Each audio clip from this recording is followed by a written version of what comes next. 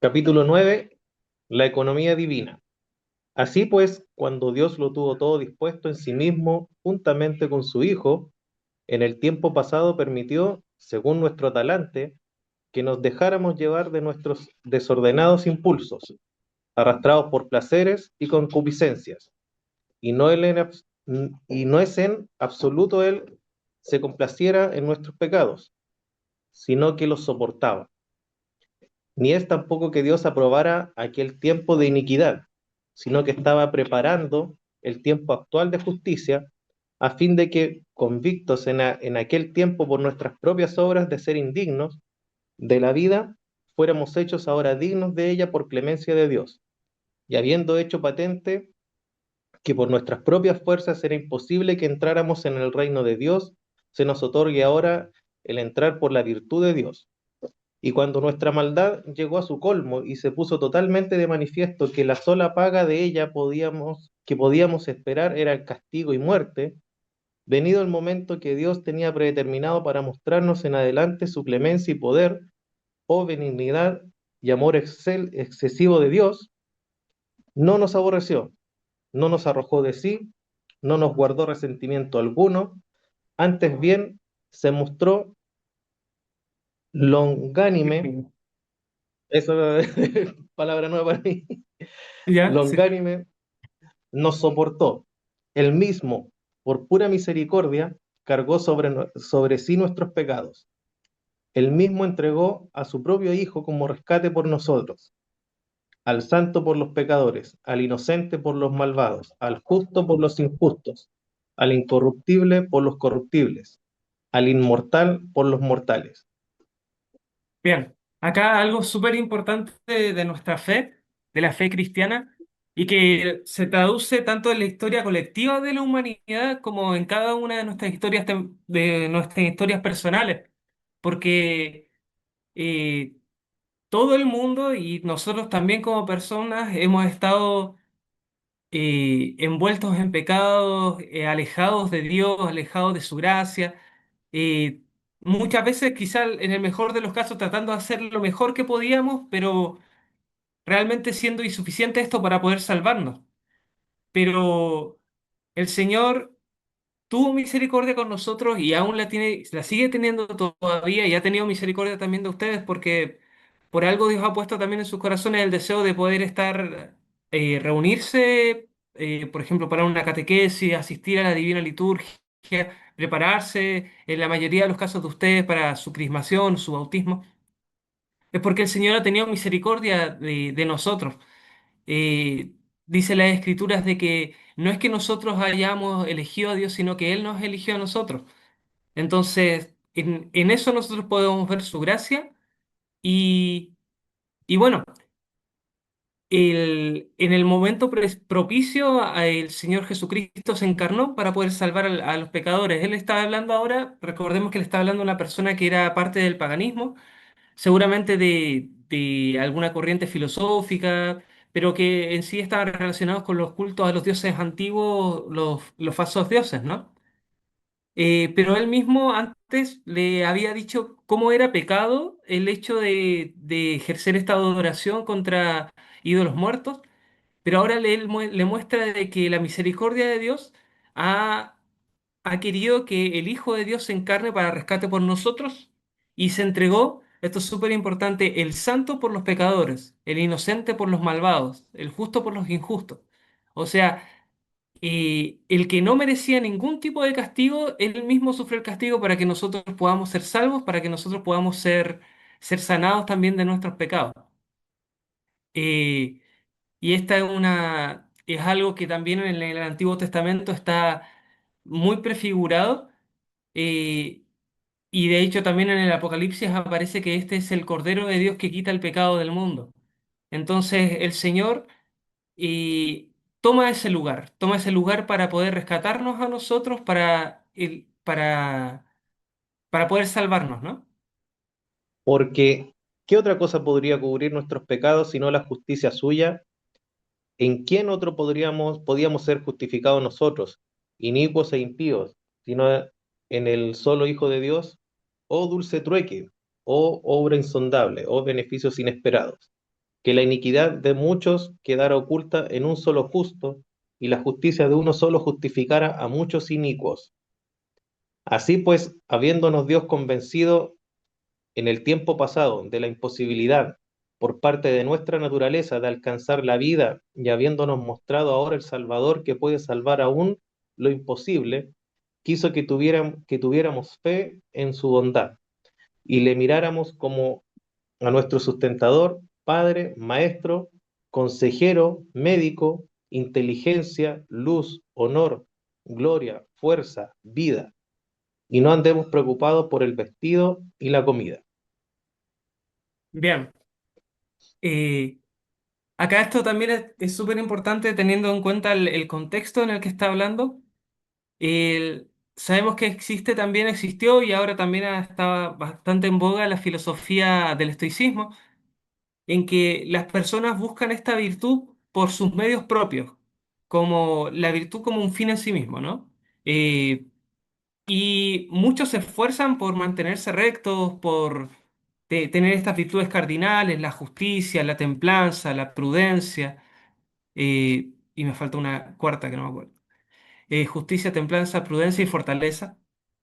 Eh, y bueno, el camino por ahí del filósofo, de los filósofos de esta corriente, era así. Confiaban en que ellos podían alcanzar por sus propios medios esta virtud, esta arete. Sin embargo, esto muchas veces la realidad no se logra y de hecho es imposible alcanzar una virtud perfecta, una virtud verdadera, alcanzarla por los medios de nuestras propias fuerzas, porque una y otra vez nos damos cuenta de que nosotros solos no podemos. Y esto me recuerda en las confesiones de San Agustín, habla acerca de un hombre que había logrado así como alcanzar cierta virtud. En ese tiempo estaban estos juegos de los gladiadores y la gente era como adicta a la ira, a la sangre y a todo esto. Y él era uno de esos que era adicto a esto, de que amaba los juegos de los gladiadores. Eh, y él pensaba de que ya se había desapegado de toda esa pasión que tenía y, y él se ufanaba de esta virtud que había logrado, que había conseguido. Y entonces en un momento sus amigos, como para hacerle una broma, para probarlo, lo llevaron obligado a este lugar de gladiadores. Y lo sentaron obligado para que mirara. Y él pensaba de que no le iba a pasar nada, así que fue así, bueno, está bien, se sentó. Pero en el momento de ver de nuevamente enfrentarse a esta tentación, terminó gritando como loco junto con toda la multitud, haciéndose partícipe de esta pasión. Entonces, esto es lo que a nosotros nos puede pasar también, incluso siendo cristianos, eh, el hecho de que nosotros creamos de que por nosotros mismos podamos conseguir una virtud, podamos vencer algún pecado, ese mismo es el camino por el que Dios puede llegar a permitir que nosotros nos volvamos a equivocar y volvamos a caer en un pecado antiguo. Entonces, por eso es que tenemos que estar siempre apegados a la gracia de Dios. Tenemos que siempre decir de que nosotros no podemos, sino que es Dios el que puede. Y que solamente por su ayuda nosotros nos podemos mantener en pie. Eh, También en una reflexión de un monje que hace tiempo escuché, él decía de que para poder alcanzar la salvación eh, hay que entender que esta consiste en dos alas mediante las cuales nosotros podemos volar. Un ala es la esperanza y otra ala es el arrepentimiento. Entonces, constantemente tenemos que tener esta esperanza de decir, sí, Dios me va a salvar, sí, lo puedo lograr con su ayuda. Pero por el otro lado también el arrepentimiento por el que podemos decir, me arrepiento por mis pecados, sé que soy indigno de la salvación, pero por el otro lado la esperanza que te dice, pero lo voy a lograr porque confío en Dios, porque me voy a aferrar a Él. Y asimismo ir trabajando en el crecimiento de las virtudes sin descuidar esto, pero sabiendo de que solamente Dios es el que pone el querer y el hacer en nosotros. El querer hacer el bien y el hacerlo también. Así que, bueno, siempre está la posibilidad de la metanía, siempre está la posibilidad de arrepentimiento. siempre está el Señor con sus brazos abiertos para esperar al que se quiera acercar a Él, como aparece en la parábola del Hijo Pródigo, como lo esperó con sus brazos abiertos, el Padre apenas lo vio aparecer en el horizonte, fue a encontrarlo con Él, sin dejarle que dijera nada, solamente recibiéndolo en su casa. Yo debería preguntar algo así. Ya, dale.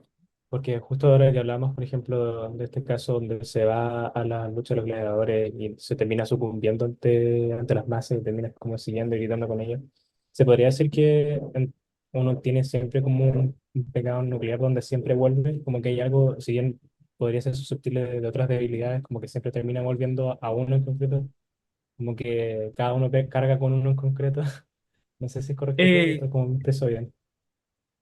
Sí, o sea, no sé si uno, ojalá fuese uno nomás, pero en realidad estamos atestados por pasiones. Los padres hablan mucho acerca Claro. de la existencia de las pasiones, los pasos también, pazos, Sí. eh, que son eh, pecados que por la costumbre se transforman como en una enfermedad en el alma, como una tendencia de la que no se puede salir fácilmente ni con la propia voluntad, sino que es como un retorno cíclico a hacer las mismas cosas.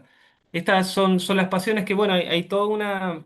es muy interesante esto porque en la espiritualidad, en los textos de Filocalia, se habla bien detalladamente acerca de esto de Mm. cómo van progresando los estados en los que uno llega a enfermarse de una pasión espiritual. Por ejemplo, primero va a comenzar como con las tentaciones, con algo que pasa como a susurrar tu oído, pero hasta ese momento no es un pecado. Pero pasa a ser pecado si esta tentación que está rondando por ahí, tú la dejas entrar en tu mente, en tu corazón, ahí ya pasa a ver como una aprobación a este pensamiento. Y ya si de lo que está en el corazón se pasa a la palabra, a la acción, ya se transforma en pecado. Y si se transforma en algo rutinario, ya también se transforma en una pasión. Pero bueno, la Iglesia Ortodoxa tiene un énfasis bien bonito en que el cristianismo ortodoxo es psicoterapia también. O sea, en el sentido de ser sanación de la psique, la sanación del alma. Y por eso Mm. mismo también da todas las herramientas para que nosotros podamos ser sanados de nuestras patologías psicológicas. Porque para la antropología ortodoxa, el hombre sano, el hombre verdadero es el hombre santo. Entonces, cuando nosotros leemos la historia de los santos y nos maravillamos con su vida, nos inspiramos con esas vidas, también esto es una herramienta en que nosotros podamos también crecer en santidad.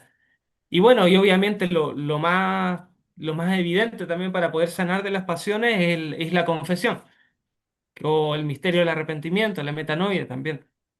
Y que en la confesión también siempre debe ser totalmente sincera.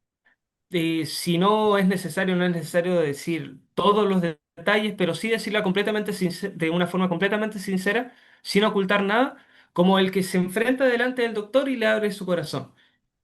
Bueno, delante del doctor quizás sea una herida, te tienes que desnudar tú y te tiene que ver y asimismo es como podemos ser sanos.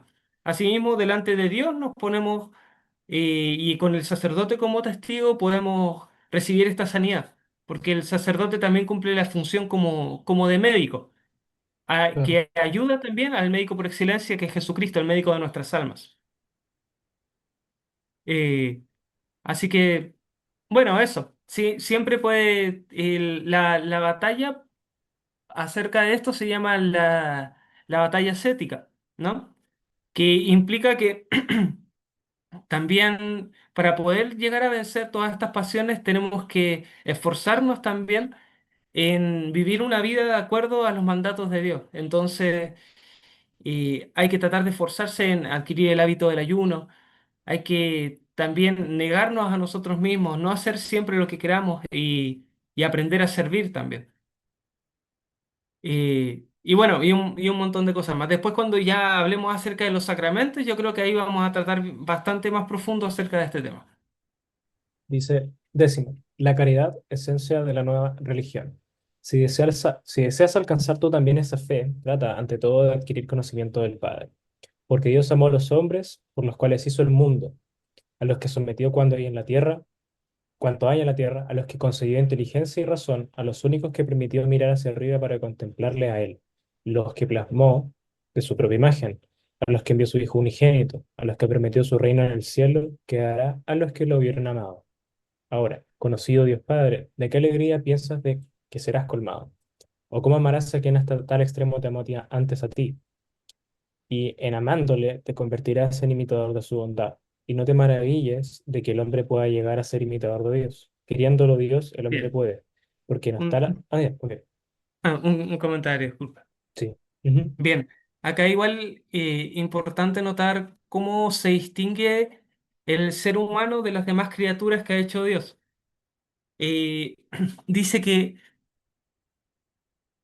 sometió todo lo que hay en la tierra y que le concedió inteligencia y razón y a los únicos que permitió mirar hacia arriba para contemplarlo. Eh, igual, esto no quiere decir que nos debamos transformar como en tiranos de, como quizás el mundo moderno ha desembocado, por lo menos hasta hace algunas décadas, la actitud que se tenía ante la creación era una actitud de déspotas, como de maltratarla, y en cambio esto también tiene que ver con la caída. Obviamente ahora hay como como que se va al otro lado del péndulo en pretender de que la naturaleza sea prácticamente una deidad y que sea superior a nosotros. Siempre en la Iglesia Ortodoxa y siempre en la teología ortodoxa está este punto medio. Y este punto medio está en esto que creó Dios, que, de crear a Adán y Eva como reyes y sacerdotes en el mundo y en el jardín en el que habían sido puestos. Reyes en el sentido de que iban a regir, iban a cuidar, iban a ser como padres de aquellos lugares y también de cada una de las criaturas. Quizás no, padre no es la palabra correcta, pero serían personas que rigieran sobre estos reyes en la palabra. Y también sacerdotes en el sentido de que iban a ser como un puente entre la creación y Dios. Esa era como la idea, la idea original de que nosotros tuviésemos esa relación con la naturaleza. Pero obviamente las cosas se han desvirtuado, pero cuando nosotros pasamos a ser cristianos, eh, esto también es parte de lo que implica el ser cristiano. Eh, implica, bueno, primero que nada, amar a Dios por sobre todas las cosas, amar a tu prójimo como a ti mismo y también cuidar la creación. Ok, voy a volverte un poquito antes, que es básicamente la parte que hice. Y en amándole te convertirás en imitador de su bondad. Y no te maravilles de que el hombre pueda llegar a ser imitador de Dios. Queriéndolo Dios, el hombre puede. Porque no está la felicidad en dominar tiránicamente sobre nuestro prójimo, ni en querer estar por encima de los más débiles, ni en enriquecerse y violentar a los necesitados. No es así como nadie puede imitar a Dios, sino que todo eso es ajeno a su magnificencia.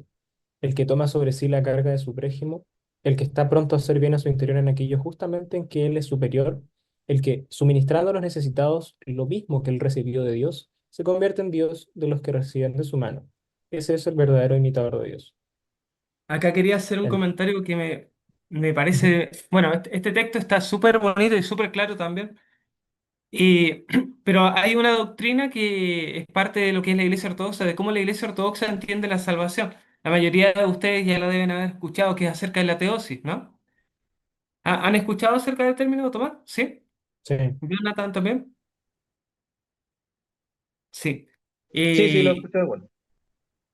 bueno, es un tema muy hermoso. Hay un libro también muy hermoso también que hemos compartido, que hemos comentado. Y bueno, la teosis es esta participación en Dios mediante sus energías, no mediante su esencia, porque eso no es posible, no es posible llegar a tocar y experimentar la esencia de Dios, pero sí podemos experimentar las energías que provienen de Él, que las energías son sus actos, es su amor hacia nosotros, es su poder, su gloria. Y que estos los santos lo han experimentado en grado sumo, pero también nosotros, mediante los sacramentos, también podemos experimentar esta energía de Dios y mediante muchas cosas también, mediante mediante la oración, mediante la lectura de la Sagrada Escritura. Pero este texto, este párrafo, me gusta mucho lo que hace porque dice de que el ser como Dios es también, a ver, ¿cómo es que dice acá? El que toma sobre sí la carga de su prójimo, el que está pronto a hacer bien a su inferior en aquello que justamente en lo que él es superior. Entonces está diciendo de que la teosis también significa el servicio, servir a los demás, amar a los demás, a las personas que están cerca de nosotros. Por ejemplo, también servir en la iglesia, ayudar a las cosas que se necesitan. Todo esto tiene que ver con la teosis. Eh, este amor entre hermanos, este amor también entre esposos, también esto debería llevarnos a nosotros a querer imitar a Dios en eso. El que toma sobre sí la carga de su prójimo, el que está pronto bien a hacer el bien a su inferior. Dice que él recibió de Dios, se convierte en Dios de los que reciben su mano. Ese es el verdadero imitador de Dios. Eh, Tenía una duda con respecto de esto de la imitación a Dios y la salvación, porque todavía no me queda claro cómo se aborda el concepto de salvación, porque me suena mucho a salvación personal, que lo he escuchado en iglesias evangélicas, pero al mismo tiempo no sé si esta salvación es realmente personal o es una salvación colectiva que hacemos como en comunidad o con las personas como más cercanas a nosotros, con las que estamos con Dios. Ah, qué buena pregunta, Catherine. Sí, ambos aspectos están presentes en la Iglesia Ortodoxa. Está presente el aspecto personal, pero este aspecto es imposible sin el aspecto comunitario, sin el aspecto eclesial. Que eclesia significa justamente asamblea, es la asamblea entre los hermanos, pero la asamblea juntamente con Dios. Eh, sí, están presentes ambas partes. La salvación también en la Iglesia Ortodoxa tiene este doble sentido, porque por un lado es salvación, que es salvarnos del pecado, salvarnos de la muerte, pero por el otro lado también es sanación. Salvación, sanación, porque tiene que ver con sanarnos espiritualmente, sanarnos de nuestros pecados, eh, y estas dos cosas están bien presentes. Y también otra cosa eh, como que distingue por ahí de la teología por ahí evangélica, protestante, es que en general, cuando se habla de la iglesia protestante acerca de que Dios me salvó, hablan de cierto momento en su historia en que tuvo una experiencia de arrepentimiento y que dijo, bueno, ahora voy a ser cristiano, Jesús está en mi corazón, algo similar, y que ese momento en que Dios lo salvó. Bueno, en la iglesia ortodoxa tiene esta énfasis que, bueno, Dios me salvó, por ejemplo, en el momento de mi bautismo, Dios me está salvando ahora mediante los sacramentos, mediante la vida piadosa que estoy tratando de llevar a cabo, que estoy luchando, que Dios me está salvando mediante este proceso y también Dios me va a salvar, que apuntando a la segunda venida de Cristo, apuntando a la resurrección. Entonces es un continuo, es un camino. Por eso no es algo no sé, como que uno lo tenga en un momento y ya lo va a tener asegurado para siempre. No, que si uno lo ha recibido, también tiene la responsabilidad de caminar en este regalo y en este camino que Dios te ha entregado. Ah, adelante, Tomás. Sí, que eso era justo lo que iba a preguntar porque cuando dice que me salvó, me está salvando y me va a salvar, justamente suena a eso como responsabilidad en el fondo. Y que ahí, por ejemplo, yo lo relaciono con Santiago que dice que en el fondo la fe sin obra es fe muerta, digamos. Mm. Entonces, de esa forma, manteniéndose en el camino, no solamente hasta la fe, sino que hay que obrar conforme a ella para que esa salvación tenga, digamos, rinda frutos, por así decirlo. No sé si lo entiendo bien en ese sentido. Sí, sí, lo estás entendiendo bien. Claro, Ya. la fe y las obras es una cosa que están íntimamente relacionadas, no está la una sin la otra. Porque si hay fe pero no hay obras, como dice Santiago, las obras están muertas. Si hay obras pero no Mm. hay fe, también es algo que está incompleto.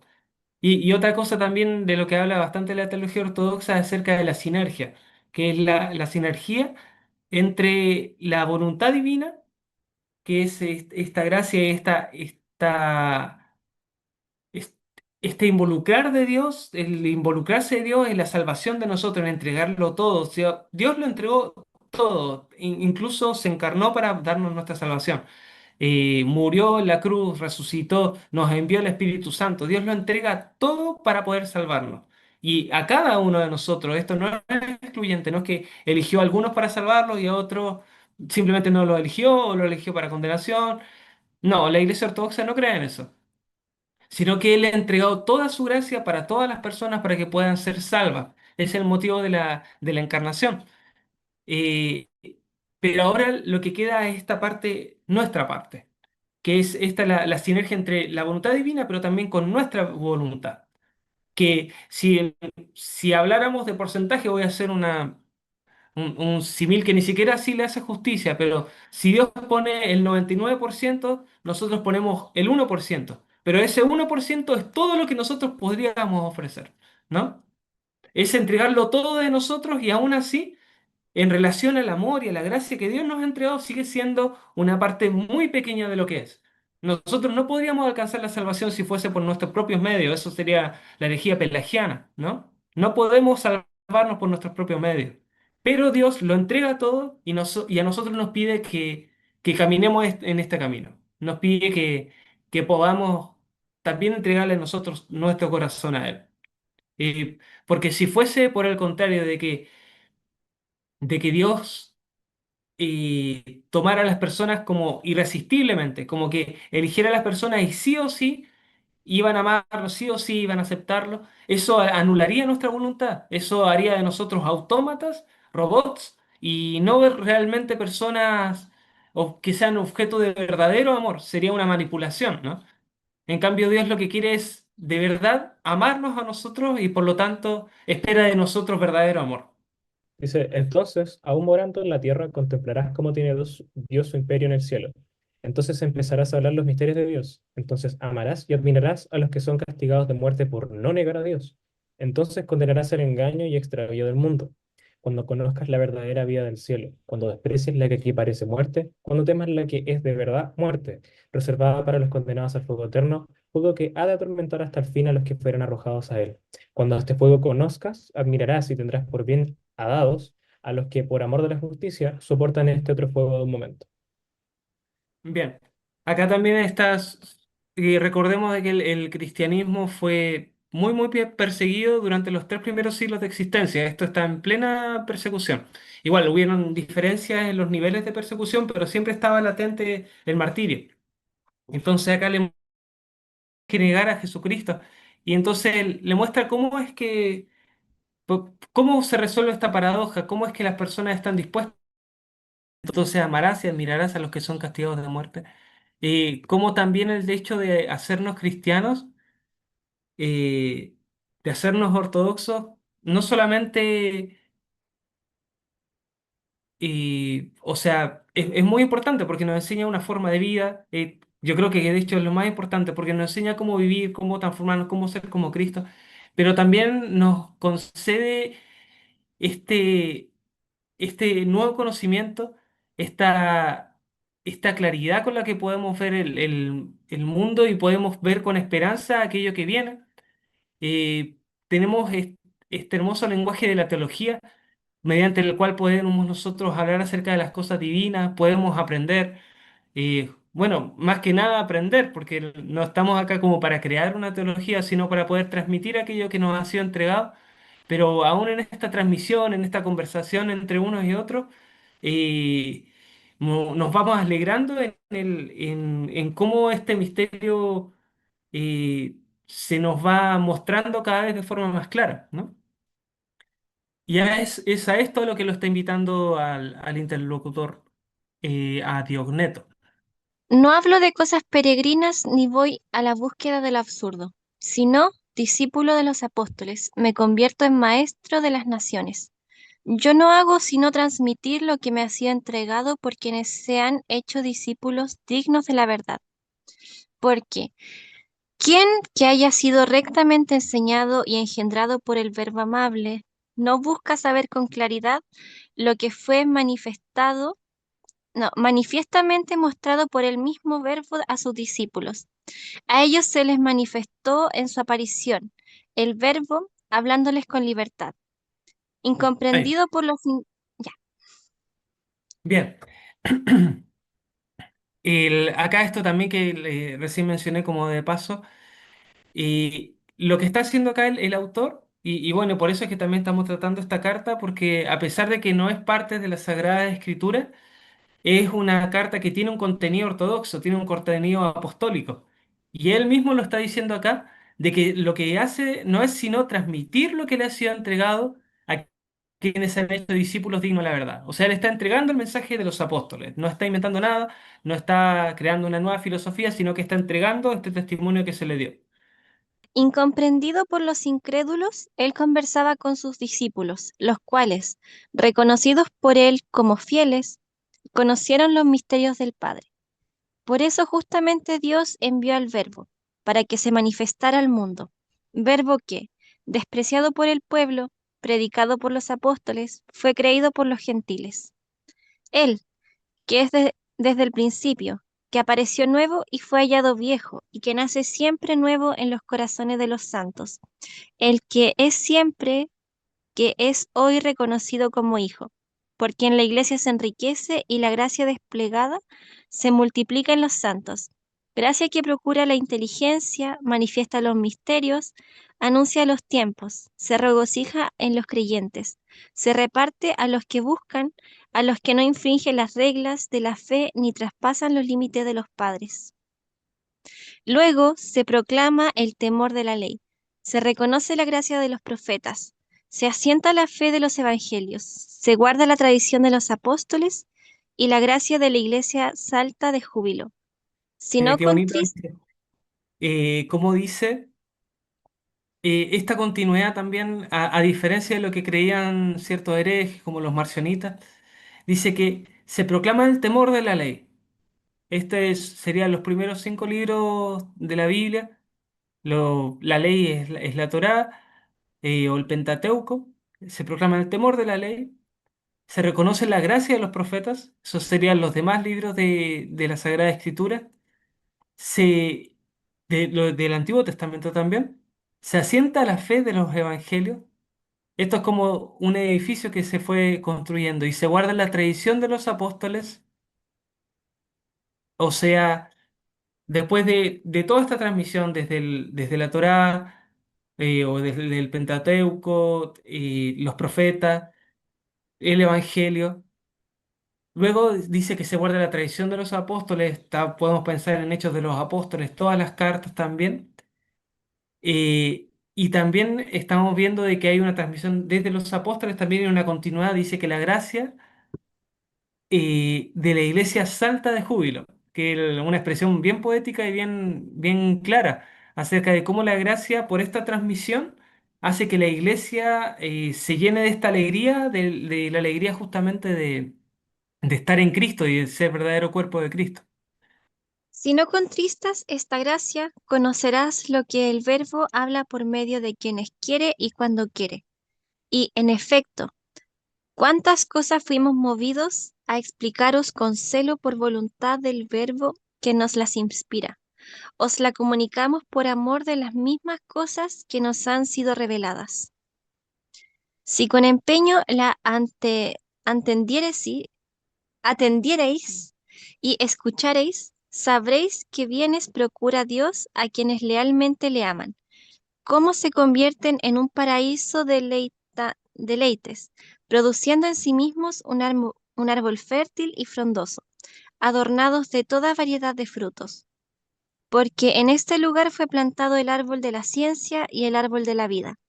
Pero no es solo ciencia la que mata, sino la desobediencia es la que mata. En efecto, no sin misterio está escrito que Dios plantó en el principio el árbol de la ciencia y el árbol de la vida en medio del paraíso, dándonos a entender la vida por medio de la ciencia. Mas, por no haber usado de ella de manera pura, los primeros hombres quedaron desnudos por la seducción de la serpiente. Bien, Porque no ahora hay... me gustaría hacer un comentario. Bueno, esto se condice con algo que los padres de la iglesia repiten bastante. En específico no me acuerdo quiénes son los que hablan de esto, pero es una idea que está bien presente, que es que en realidad no era que el hombre no iba a comer nunca del árbol del fruto de la ciencia del bien y del mal, sino que todavía no estaba preparado en su madurez para poder participar de este. Entonces, el pecado de los hombres fue justamente en desobedecer aquello que Dios le había mandado. Y, y por eso también en el Evangelio, lo que habla el apóstol Pablo, que esto también lo repetí en alguna vez anterior, en que dice que el Evangelio es sabiduría y poder de Dios para los que crean. O sea, la sabiduría está presente también, está presente el poder de Dios. Y esta sabiduría también es como Es como poder participar de esta ciencia, pero no por la transgresión, sino justamente porque Dios nos las ha entregado al morir en la cruz y al resucitar. Nos has dado con Él todos los dones y todas las cosas, las verdaderas cosas del cielo, ¿no? Porque no hay vida sin ciencia, ni ciencia segura sin vida verdadera. De ahí que los dos árboles fueron plantados uno cerca del otro. Comprendiendo el apóstol en este sentido y reprendiendo la ciencia que se ejercita sin el mandamiento de la verdad en orden a la vida, dice, la ciencia hincha más la caridad la ciencia hincha, más la claridad edifica, porque el que piensa saber algo sin la ciencia verdadera y atestiguada por la vida, nada sabe, sino que es seducido por la serpiente por no haber amado la vida. Mas el que con temor ha alcanzado la ciencia y busca además la vida, esa planta en esperanza y aguarda el fruto. Sea para ti la ciencia corazón, la vida, empero, el verbo verdadero comprendido. Si su árbol llevas y produces en abundancia su fruto, cosecharás siempre lo que ante Dios es deseable, fruto que la serpiente no toca, y al que no se mezcla con engaño. Ni Eva es corrompida, sino que es creída virgen. La salvación es mostrada. Los apóstoles se vuelven sabios y la Pascua del Señor se adelanta, y con el mundo se desposa. Y, a par que instruye a los santos, se regocija el Verbo por quien el Padre es glorificado. A Él sea la gloria por los siglos. Amén. Amén. Es un texto muy hermoso y como para sacarle harto jugo. Eh, Bien, acá lo que está mostrando es la belleza del cristianismo cuando es bien entendido, cuando es obedecido, y la belleza de poder participar también de todos estos dones y de todas las riquezas que vienen con el conocimiento de Dios. Y esto también es a lo que estamos invitados cada uno de nosotros, a poder participar de esto, a poder. Y mira, hay algo que dicen los padres también de que por el hecho de comer un fruto, vino la perdición a los hombres, pero también por el hecho de comer, va a venir para nosotros también la salvación. Y esta es una referencia a la Eucaristía. Entonces, eh, todo lo que está prefigurado, como lo he comentado antes también en el Génesis, está siendo como mostrado y en su verdadera forma en lo que es el Nuevo Testamento y en Jesucristo. Así que bueno, Dios nos ayude a poder vivir así de esta manera como lo enseña este libro, a ser verdaderos cristianos, ¿no? No sé si más que un alcance, una consulta, ¿Mm? que en lo particular es algo que a distintas personas le he consultado, lo he buscado, he leído a distintas denominaciones y todavía no encuentro una respuesta precisamente a lo que alude aquí el último párrafo. Hace mucha alusión a la caída del hombre, a la caída de la humanidad en el pecado. Ese pecado, el primer pecado de la desobediencia del ser humano de comer de este fruto prohibido. Ujú, Ese fruto es el árbol de la ciencia o del conocimiento del bien y el mal, se le dicen distintas traducciones, pero alude a lo ujú. mismo. Y lo que entiendo es que una vez que se consume de ese árbol, el ser humano, el hombre, mujer, Adán y Eva, ellos distinguen y adquieren el conocimiento de lo que es bueno y lo que es malo. Mm, Corrígeme, voy a hacer la línea de pensamiento que estoy teniendo al leer el texto. Mm, Por lo tanto, antes de consumir ese alimento, no sabían lo que era bueno y lo que era malo. Eso es lo que ujú, entiendo yo. claro. Por lo tanto, ellos son castigados por algo que no sabían que era bueno o era malo. O sea, si bien hay una desobediencia, pero no sé, para entenderlo así, los que estén familiarizados con términos jurídicos serían como inimputables, porque Ah, no mm, sabían que lo que estaban haciendo era una transgresión, o sea, un pecado. mm, Entonces, lo he consultado, algunos han dado alguna respuesta, pero ninguna la encuentro realmente satisfactoria a ese punto. Es un tema casi como de orden lógico que va siguiendo. mm, Y si bien hay algunos, o sea, de hecho hace poco escuché al padre Francisco, mm, que alguien le hizo casi esta misma pregunta. Y ahí me recordé porque es una duda que tengo realmente de hace tiempo. Y él aludía al hecho de que cuando Dios les pregunta, como, ¿qué hiciste? mm, Eh, Adán culpa a Eva, no reconoce su pecado, Eva culpa a la serpiente, tampoco reconoce, pero siempre queda, al menos desde mi punto de vista, esa duda de que ellos en realidad no sabían que lo que estaba haciendo era bueno o malo, y fueron claro. castigados por eso. Ya. Mira, te respondo personalmente desde cómo lo veo yo, cómo lo entendió. Mira, el, a veces se entiende así como que el ser humano cuando estaba en el Edén era como que era completamente como maduro en sus decisiones, era un hombre hecho y derecho, formada Adán y Eva, ¿no? Pero el hecho es que ellos todavía no habían llegado a la madurez, ¿no? Y el castigo que ellos recibieron no fue tan grave como lo hubiese merecido, ¿no? Porque a causa de este castigo, si Dios hubiese hecho caer como todo el peso de la ley, directamente ya se acaba la humanidad. O sea, no hay, si se hubiesen usado como, si hubiesen sido como imputables, ¿entiendes? Eh, Así hubiese caído sobre ellos como el peso de su pecado. Pero el De hecho, acto sí, que de hecho hace... el ¿Ah? textual dice, si comen del fruto ciertamente moriréis. O sea, como Claro, aludiendo a que el castigo era la muerte, y en realidad no fue así. claro. Y Ya. es justamente eso. O sea, s- esta ley que promulgó el Señor se podría haber interpretado como esta muerte fulminante, pero al final lo que significó es que ellos iban a morir en el tiempo, ya no iban a ser inmortales. Claro. Eh, entonces, a ver, siguiendo con la línea de lo que estaba diciendo, eh, el ser humano, eh, todo este acto que hace Dios es un acto, no tanto, no hay que entenderlo tanto como castigo, sino como un método para poder a ellos sanarlos de aquella enfermedad que ellos habían, habían adquirido al pecar, ¿no? Entonces, no, eso es como un error o por ahí una perspectiva como bien latina que la Iglesia Ortodoxa no tiene, eh, que no ve el pecado así como un acto penal, ¿no? Como una transgresión penal que debe ser castigada y todo eso, sino que lo ve como una enfermedad que debe ser sanada.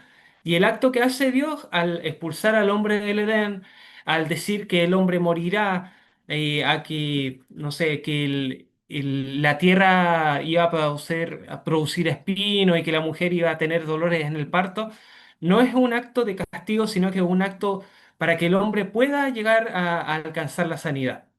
Eh, no sé si eso ayuda un poco mejor a comprender todo esto. No creo que haya zanjado la pregunta, pero ¿ayuda algo? Me da esa otra perspectiva en realidad, o sea, el Sí, considerarla como una enfermedad, haciendo esa analogía, se ve como un plan de salvación general, en fin, Claro, de tiene toda que la ver humanidad. claro, tiene que ver con la economía de la salvación. Tomás, ¿estás levantando la mano? Sí, tengo una idea más o menos, pero obviamente me gustaría que me corrigiera si me equivoco y si ya me voy un poco por las ramas, pero sobre la pregunta que hace Jonathan, tú señalabas que finalmente dice que de cierto, no es cierto, dice de cierto moriréis, ¿no es cierto? Si comían del fruto. Y mencionaste que ya no vivirían, digamos, de forma eterna, sino que ahora estarían limitados porque efectivamente pueden morir, digamos, terrenalmente, ¿no es cierto? Y en ese sentido, ¿será que en una forma, en el fondo se trata de decir que el pecado original es en el fondo el nacimiento del pecado mismo? Porque al poder distinguir entre lo bueno y lo malo, el ser humano puede tomar libremente la decisión de hacer el bien y hacer el mal y por hacer el mal condenarse. No todavía habiendo llegado a Cristo, ¿no es cierto? No habría derrotado todavía la muerte y por tanto toda esa gente estaría en el infierno hasta que Él llegara, digamos. No sé si me explico un poco, como a menos para dónde va mi pensamiento. Ah, yo no pude escuchar muy bien, la verdad. ¿Sí? ¿No se escuchó bien? Sí. No, no, no mucho. Ya, mira, voy a repetir. Que básicamente mencionaste que, claro, Dios dice que el que come el fruto de cierto morirá, ¿no es cierto? Ujú. ¿No es cierto? Y mencionaste que en el fondo se cae en una enfermedad, que ya el hombre no tiene una vida eterna, por así decirlo, que no estaba preparado para probar de ese fruto, no estaba maduro como creación, ¿no es cierto? Y que cuando le dice que va a morir y etcétera, y lo vemos como una enfermedad finalmente, si finalmente el pecado original puede ser eh, el nacimiento del pecado mismo, como este fruto es del conocimiento de lo bueno y de lo malo.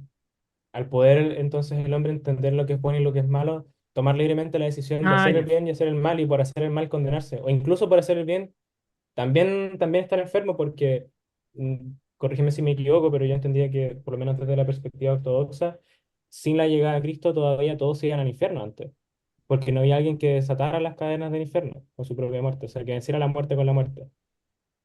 Claro. Bien, algo que se me había olvidado decir que me acordaste con eso, es que eso le iba a dar al hombre conocimiento del bien y del mal, discernimiento entre el bien y el mal. Pero antes el hombre ya tenía conocimiento del bien. De eso sí que lo tenía claro, porque estaba en el paraíso, tenía una relación cercana con Dios, conversaba con Él, no existía la muerte, conocía el bien. Eh, pero como estábamos hablando recién, como acerca de esto del pecado, ¿no? Cómo va como en gradaciones, cómo va aumentando en su intensidad y a veces comienza como una tentación. Y en realidad el hecho de comer el fruto fue como la concreción de este pecado, ¿ya? Pero esto comenzó por la tentación de la serpiente, por escuchar lo que decía la serpiente, después por mirar el fruto y ver que era deseable para la vista, acercarse y comer. Entonces, esto fue como que gradualmente también se fue acercando a lo que, o en realidad alejando del bien, ¿no? Porque si bien todavía no distinguía el mal, sí se estaba alejando del bien y de forma consciente, porque si conocía el bien, también sabía quién era el bien supremo, que era Dios. Entonces ya sabía que se estaba alejando de Dios, y entonces de a poco este conocimiento del bien y del mal se fue concretando hasta que en el momento lo comió. Entonces, justamente es como un acto consciente el hecho de haberlo comido, no fue un acto como inmediato, sino que hubo toda una progresión descendente hasta llegar a ese acto. Y de hecho se parece mucho a lo que explicabas antes de la pasión y del pecado mismo, que al final es como un auto que va rápido, que va rápido en la carretera, por así decirlo, que son Ujú. como todos los pensamientos que alimentan lo que después termina siendo la acción, y cuando ya quieres frenar, cuando ves que hay una pared encima, ya no puedes frenar porque era inevitable, ya todos tus pensamientos iban encaminados a desarrollar una acción que produce el choque, el pecado. Ujú, Bueno, hay una cosa que me quedó dando vuelta, ujú. que es cuando habla de que porque el que piensa saber algo sin la ciencia verdadera y atestiguada por la vida, nada sabe, sino que es seducido por la serpiente por no haber amado la vida. ¿A qué nos referimos con vida? Y lo pregunto porque, bueno, en el Evangelio también, si no me equivoco, Mateo se señala eh, que el que ama su vida la pierde, pero el que la, no sé si decía odiar o detestarla, ese tenía vida eterna. No lo recuerdo bien, pero en ese sentido, El que ¿cómo ama su entendemos la vida vida la aquí? perderá, y el que por Sí, causa de mí la pierda, ese la ganará. eso. Sí. En ese sentido, bajo este párrafo, estaríamos diciendo que cuando hablamos de vida nos referimos a Cristo. Ah, A ¿En, esa en vida se dónde refiere, estamos? ¿no? No, En la parte ¿dónde? de, justo en este último párrafo, a ver, comprendiendo. Aquí está. Porque el que piensa saber algo sin la ciencia verdadera y atestiguada por la vida, nada sabe sino que es seducido por la serpiente por no haber amado la vida. Mm. Porque el que Eso piensa saber aquí. algo sin la ciencia verdadera, atestiguado por la vida, sí, está hablando claramente acerca de Cristo. Ya. Nada sabe, sino que es seducido por la serpiente por no haber amado la vida. Claro. Y bueno, de todas maneras, igual está haciendo este paralelo con la figura del Antiguo Testamento del árbol de la vida. Entonces, porque ahí Ah, está ya. mostrando como que el árbol de la ciencia del bien y del mal y de la vida estaban juntos. Entonces, por eso es Ujú. que había que participar juntamente de aquellas dos cosas. Eh, por eso de que si nosotros queremos acceder a la ciencia, tenemos que acceder a la vida, que la vida es Cristo, y en Él está la ciencia verdadera. Esa es como la Ya. idea de lo que está escribiendo. Y solamente para tener más claridad, cuando se refiere a la ciencia, ¿a qué se está refiriendo? La ciencia. Porque yo leo ciencia y no sé por qué, pero siempre pienso en un libro de biología. Entonces, Ah, para poder como entender más el concepto, en este caso. claro. Ciencia. eh, una forma de entenderlo es que está hablando acerca del conocimiento, o sea, de la ciencia de Dios. O sea, Ok, que sería teología en realidad. Pero no pensar en un tipo como de teología como súper intelectual, una teología racionalista o escolástica, sino que se ya, refiere al conocimiento verdadero de Dios. Entonces, ok, esta es la ciencia, el conocer a Dios, el ver a Dios. O sea, bienaventurados los ya, puros de corazón porque ellos verán a Dios. Esa es la ciencia. ok, Y también hay vale. una comparación o relación, mejor dicho, con las menciones al verbo. El verbo en el texto original es logos y logos también se entiende como ciencia en griego. Hay, un- Ah, hay una, claro. hay un paralelo o un doble sentido Sí, también. Ah, qué el buena, logos sí, sí. o No, el no logos la o había visto logia. eso. Mm. Sí, sí, perdón. Entonces los dos árboles apuntan tipológicamente a Cristo, porque por un lado Cristo es la ciencia y por el otro lado también Cristo es el logos, que es el conocimiento. Claro. Bien, eso a la hora de leer el Antiguo Testamento siempre hay que tener en cuenta estos como tipos acerca de Cristo. Bueno, y también es muy claro el hecho de que sean árboles. También eh, en la poesía de la iglesia, cuando se habla acerca de la cruz, también se habla acerca del árbol en el que está Cristo. Y porque de ese mismo árbol nosotros podemos comer el fruto de la vida. Bueno, me despido. Nos vemos el próximo año. Que pasen un feliz año nuevo también. Y que hayan pasado una bonita y hermosa Navidad.